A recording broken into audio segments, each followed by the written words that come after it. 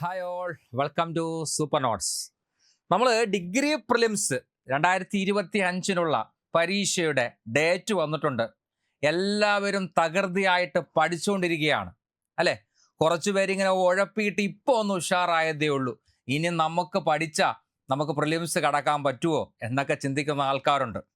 അപ്പോൾ അവരുമായിട്ട് കുറച്ച് കാര്യങ്ങൾ ഷെയർ ചെയ്യാനാണ് ഞാൻ ഇന്നത്തെ സെക്ഷനിൽ വന്നത്. ഓക്കെ, നോക്കിക്കടാ. നമുക്ക് പ്രിലിംസ് നടക്കുന്ന ഡേറ്റ് എന്ന് പറയുന്നത് മെയ് 24 തീയതിയാണ് ആദ്യത്തെ പരീക്ഷ നടക്കുന്നത്.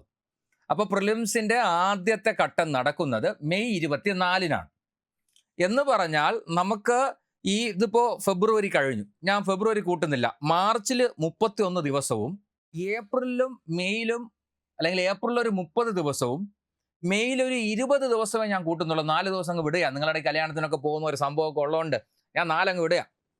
അങ്ങനെ ടോട്ടൽ കൂട്ടുമ്പോൾ ഒരു 71 ദിവസം അല്ലെങ്കിൽ ഒരു 70 ദിവസം മാത്രമാണ് നമുക്ക് പഠിക്കാനുള്ളത്. 71 ദിവസം നമുക്ക് പഠിക്കാനുണ്ട് എന്ന ഒരു പോസിറ്റീവിലാണ് നിങ്ങൾ അതിനെ കാണേണ്ടത്.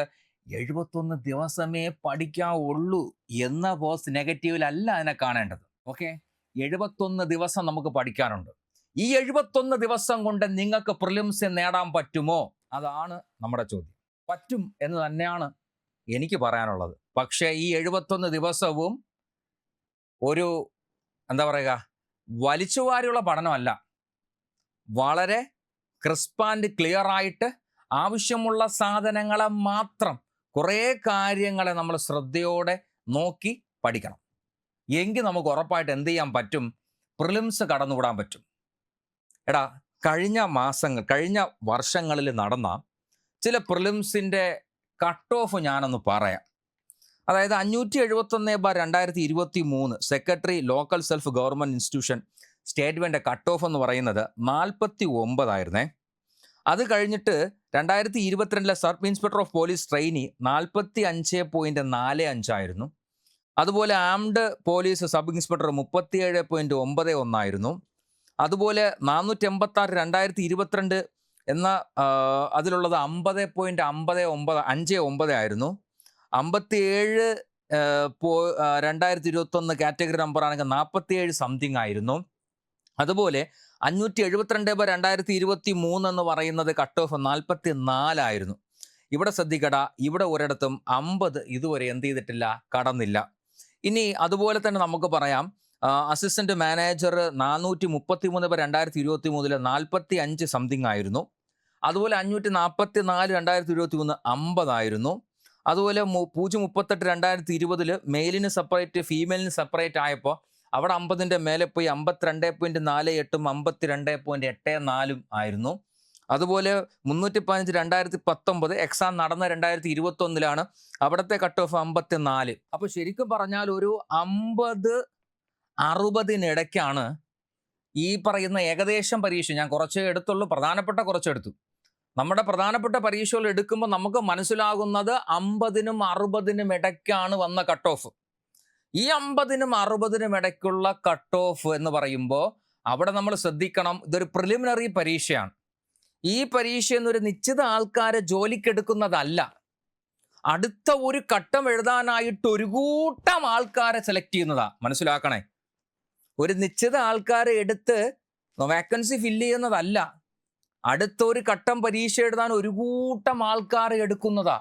അപ്പോൾ അവിടെ നമുക്കൊരു നല്ല ഒരു ചാൻസ് കിടപ്പുണ്ടെന്നുള്ളത് മറക്കണ്ട. ഇഷ്ടംപോലെ ആൾക്കാർ പ്രിലിംസ് സിമ്പിളായിട്ട് പാസ്സായി പോകാറുണ്ട്, മെയിൻസിലാണ് കടക്കുന്നത്. അതൊക്കെ അവിടെ കിടക്കട്ടെ. ആദ്യം നമ്മളെ മെയിൻ കടമ്പ എന്ന് പറഞ്ഞ പ്രിലിംസ് കടക്കുക എന്നതാണ്. മാർക്കിൻ്റെ ഒരു സംഭവം വയ്ക്കുമ്പോൾ ഒരു 50-60 നമ്മൾ നൈസായിട്ട് പിടിച്ചാൽ നമുക്ക് എന്ത് ചെയ്യാൻ പറ്റും? പ്രിലിംസ് കടക്കാൻ പറ്റും. ഈ 70 ദിവസം കൊണ്ട് നമുക്ക് 50-60 കടക്കാൻ പറ്റുമോടാ കുട്ടികളെ? പറ്റും. എങ്ങനെയാണെന്നറിയോ? നോക്കിക്കോ നിങ്ങൾ. അതായത് നമ്മുടെ സിലബസ് അനുസരിച്ച് നമുക്ക് 100 മാർക്കിൻ്റെ പരീക്ഷയാണ്. ഈ 100 മാർക്കിൻ്റെ പരീക്ഷയിൽ നമുക്കൊരു കോർ റീജിയൻ ഏരിയയുമുണ്ട്, ഒരു ഷോർട്ട് ആൻഡ് ബോർഡ് ടോപ്പിക് ഏരിയയുമുണ്ട്.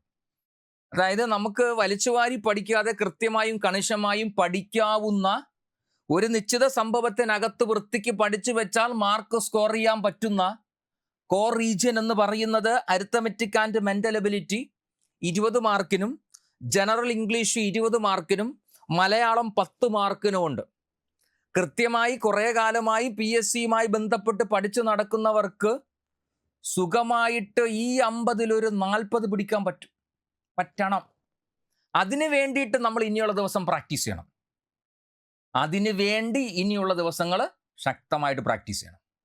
ശക്തമായിട്ട് പ്രാക്ടീസ് ചെയ്യുക എന്ന് പറഞ്ഞാൽ നന്നായിട്ട് മനസ്സിലാവുന്ന രീതിയിൽ പഠിക്കാൻ പറ്റുന്ന എന്തെങ്കിലും വീഡിയോസൊക്കെ ഉണ്ടെങ്കിൽ കൃത്യമായിട്ട് കണ്ട്, കുറേ ക്വസ്റ്റ്യൻ പേപ്പറുകൾ കൃത്യമായിട്ട് വർക്കൗട്ട് ചെയ്ത്, മുൻവർഷ ചോദ്യങ്ങൾ കൃത്യമായിട്ട് വർക്കൗട്ട് ചെയ്തൊക്കെ നമ്മൾ ഈ പറയുന്ന maths, mental ability, general English, അതുപോലെ മലയാളം പോലുള്ള ടോപ്പിക്കുകൾക്ക് ഒരു 40 മാർക്ക് നമുക്ക് എന്ത് ചെയ്യാൻ പറ്റണം? സ്കോർ ചെയ്യാൻ പറ്റും.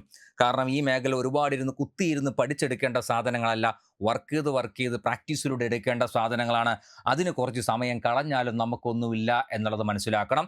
ഇഷ്ടംപോലെ വലിച്ചുവാരി പഠിക്കാനില്ല എന്നതും മനസ്സിലാക്കണം. ഇനി അടുത്തെന്ന് പറയുന്ന സാധനം ഇപ്പോൾ ഹിസ്റ്ററി നമുക്ക് 10 മാർക്കിനാണെങ്കിൽ പോലും ഹിസ്റ്ററി നമുക്ക് ഒരുപാട് പഠിക്കാനുണ്ട് അല്ലേ? കേരള, ഇന്ത്യ, വേൾഡ് എന്നൊക്കെ പറഞ്ഞ് ഒരുപാട് പഠിക്കാനുണ്ട്. അതുപോലെ അവിടെ നമ്മൾ ശ്രദ്ധിക്കേണ്ടത് ഹിസ്റ്ററിക്കും അതുപോലെ ആർട്സ് ആൻഡ് സ്പോർട്സിനും 10 വെച്ച് 20 മാർക്കിന് അവിടെ പറയുന്നുണ്ടെങ്കിലും അത് അത്യാവശ്യം വാസ്റ്റായിട്ട് വരുന്ന മേഖലയാണെന്നുള്ളത് മനസ്സിലാക്കുക. അപ്പോൾ ഈ മേഖലകൾ നിങ്ങൾ പഠിക്കേണ്ടത് മുൻവർഷ ചോദ്യങ്ങളൊക്കെ ഒന്ന് വിശകലനം ചെയ്തിട്ട് ആ വിശകലനം ചെയ്ത സാധനത്തിൽ നിന്ന് കൂടുതൽ വരുന്ന ചില പ്രത്യേക ഏരിയകളുണ്ട്, ഹോട്ടായിട്ടുള്ള ഏരിയകളുണ്ട്. ആ ഏരിയകളെ തിരഞ്ഞു പിടിച്ച് ആ ഏരിയയിൽ നിന്ന് മാത്രം പഠിച്ചാലും നിങ്ങൾക്ക് ബാക്കി വരുന്ന 50 മാർക്കൊന്നൊരു 20 പിടിക്കാൻ പറ്റൂലേ? ആഞ്ഞു പിടിച്ച് അതിൻ്റെ മേലെ നമുക്ക് എന്ത് ചെയ്യാൻ പറ്റും? പിടിക്കാൻ പറ്റും. കമ്പ്യൂട്ടർ സയൻസ് ഒരു പർട്ടിക്കുലർ സാധനം പഠിച്ചാൽ അതിനകത്തുനിന്ന് സ്കോർ ചെയ്യാൻ പറ്റും. സയൻസ് ആൻഡ് ടെക്നോളജി ഇങ്ങനെ വാസ്റ്റായിട്ട് കിടക്കുന്ന ഒരു സാധനമാണ്. പക്ഷേ ഇതിനു മുമ്പേ നടന്ന 15 ക്വസ്റ്റ്യൻ പേപ്പർ സൂപ്പർ നോട്ട്സിൻ്റെ ടീം വിശകലനം ചെയ്തപ്പോൾ മനസ്സിലായത് ചില പ്രത്യേക ഏരിയയിൽ നിന്നും മാത്രമാണ് സ്ഥിരമായിട്ട് ചോദ്യങ്ങൾ വരാറുള്ള, ചില ഏരിയൻ ചോദ്യങ്ങൾ വരാറേ ഇല്ല. അപ്പം അതുകൊണ്ട് തന്നെ ഇനി നമ്മൾ പഠിക്കുമ്പോൾ science and technology A to Z സാധനം ഇരുന്ന് സിലബസ് തീർത്തിട്ട് ഇറങ്ങാം എന്ന് പറഞ്ഞിരുന്നിട്ട് കാര്യമില്ല. അവിടെ നമ്മൾ ചെയ്യേണ്ടത് ഇത്രയേ ഉള്ളൂ. അവിടെ നിന്ന് കൃത്യമായിട്ട് ചോദിക്കുന്നു. ഇപ്പോൾ എക്സാമ്പിൾ പറഞ്ഞാൽ ISRO, DRDO പഠിക്കണം, മസ്റ്റായിട്ടും പഠിക്കണം. അപ്പോൾ അങ്ങനത്തെ ഏരിയ പഠിക്കുമ്പോൾ അവിടെ നിന്ന് സ്കോർ ചെയ്യാൻ പറ്റും. അതുപോലെ അവിടെ പരിസ്ഥിതിയുമായി ബന്ധപ്പെട്ട ചില പ്രത്യേക ഏരിയയിൽ നിന്ന് സ്ഥിരമായിട്ട് ചോദ്യമുണ്ട്. ആ ഏരിയകളെ കൃത്യമായിട്ട് നമ്മൾ ക്വസ്റ്റ്യൻ പേപ്പർ അനലൈസ് ചെയ്യുമ്പോൾ നമുക്ക് മനസ്സിലാവും. അപ്പോൾ ആ ഏരിയകൾ കൃത്യമായിട്ട് പഠിക്കണം. ഇന്ത്യൻ കോൺസ്റ്റിറ്റ്യൂഷനുമായിട്ട് ബന്ധപ്പെട്ട് പർട്ടിക്കുലർ ഏരിയ ഉറപ്പായിട്ടും ചോദിക്കുന്ന സാധനങ്ങളുണ്ട്, അതായത് അധ്യാപകർക്ക് അതറിയാം. അതുപോലെ ഓരോ സബ്ജക്റ്റിനും അതിൻ്റെതായ പ്രത്യേക ടോപ്പിക് അതിന് ആദ്യം പഠിച്ചു തീർക്കുക. പിന്നെ സമയം ഉണ്ടെന്നല്ല, സമയം കിട്ടൂല, കാരണം ഈ 7 ദിവസത്തിനകത്ത് തന്നെ നമുക്ക് തീർക്കണം. ഓക്കെ, ഇങ്ങനെ ഒരു സ്ട്രാറ്റജി വെച്ച് പഠിച്ചാൽ ഉറപ്പായിട്ട് നിങ്ങൾക്ക് എന്ത് ചെയ്യാൻ പറ്റും? ഈ പ്രിലിംസിനെ കടന്നു കിട്ടാൻ പറ്റും. അപ്പോൾ പറഞ്ഞു വന്നത്, സൂപ്പർ നോട്ട്സ് നമ്മളൊരു ക്രാഷ് കോഴ്സ് ആരംഭിക്കുകയാണ്. ഈ 70 ദിവസത്തേക്കുള്ള ഒരു ക്രാഷ് കോഴ്സ്. ഈ ക്രാഷ് കോഴ്സിൽ ഞങ്ങൾ ചെയ്യാൻ പോകുന്നത് എന്താണ് എന്നാണ് ഞാൻ നിങ്ങളുടെ അടുത്ത് ഇപ്പോൾ പറഞ്ഞത്. മലയാളം, ഇംഗ്ലീഷും മാത്സിന് വേണ്ടിയിട്ട് അതിതീവ്രമായ പരിശീലനം, അതൊരു വശത്ത്. ഈ പറയുന്ന ബാക്കി 50 മാർക്കിൻ്റെ ടോപ്പിക്കുകളിൽ ഈ 11 മുൻവർഷ ചോദ്യങ്ങൾ നോക്കിയതിൻ്റെ ബലത്തിൽ അവിടെ നിന്ന് സ്ഥിരമായിട്ട് ചോദിച്ച ചില പ്രത്യേക സാധനങ്ങൾ എടുത്തു വെച്ചിട്ടുണ്ട്. ഒരു 27 ഏരിയ. ആ 27 ഏരിയ ആദ്യം നിങ്ങളെ പഠിപ്പിച്ചു മാറ്റും. എന്നിട്ട് അതിൻ്റെ 2ാം ഘട്ടമായിട്ട് വേറെ ചില സാധനങ്ങളുണ്ട്, അതിനെ പഠിപ്പിക്കും. ഇങ്ങനെ ഘട്ടം ഘട്ടമായി കൂടുതലായിട്ട് വന്ന ചോദ്യങ്ങൾ, ആ ചോദ്യങ്ങളെ കൃത്യമായി അനലൈസ് ചെയ്ത് ആ ഏരിയ വെച്ചിട്ടുണ്ട്.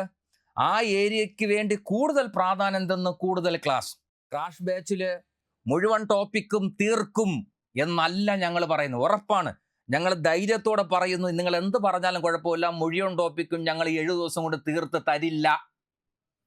തരും എന്നൊരു ഗ്യാരണ്ടി ഒന്നും പറയാൻ പറ്റില്ല. കാരണം അത്രയ്ക്കും വാസ്റ്റായ സിലബസുകളാണ്.